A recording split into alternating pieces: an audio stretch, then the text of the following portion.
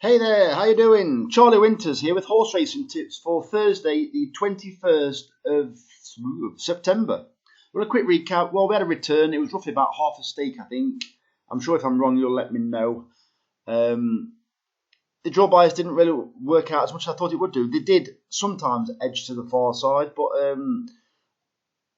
I still cannot believe it was, what was it? Good ground? The amount of rain that they've had, and it's same with Pontefract, it's currently given out as good to soft, good in places. I think it's going to be slower than that.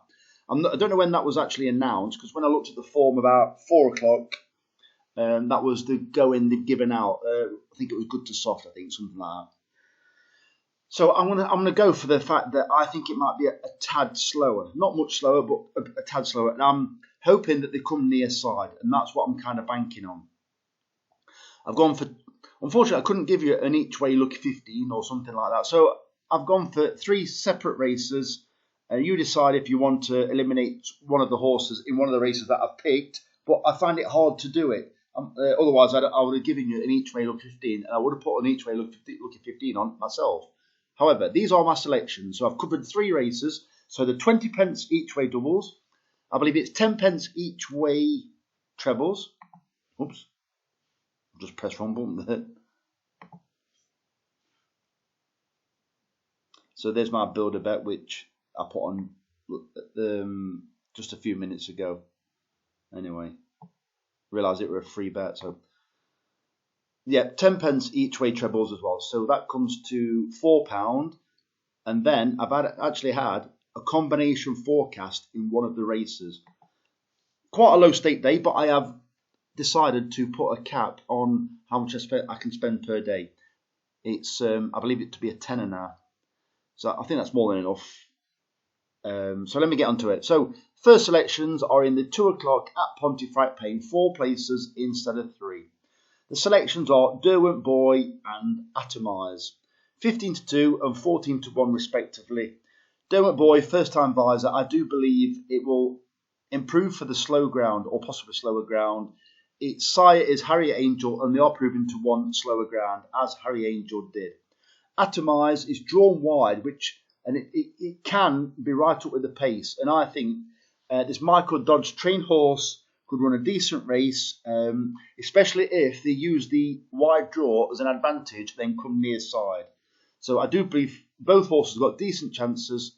I do believe Atomize at 14-1 is too big. But I do believe Derwent Boy with a first-time visor, it's run a couple of times, well, run a few times where its racing post rating has been higher than its handicap mark, and I do believe it could potentially be well treated. The next race is the 225 at Ayr, paying 6 places instead of 4. Low numbers dominated this race last year on similar ground. Well, it could end up being slower. Tim Easterby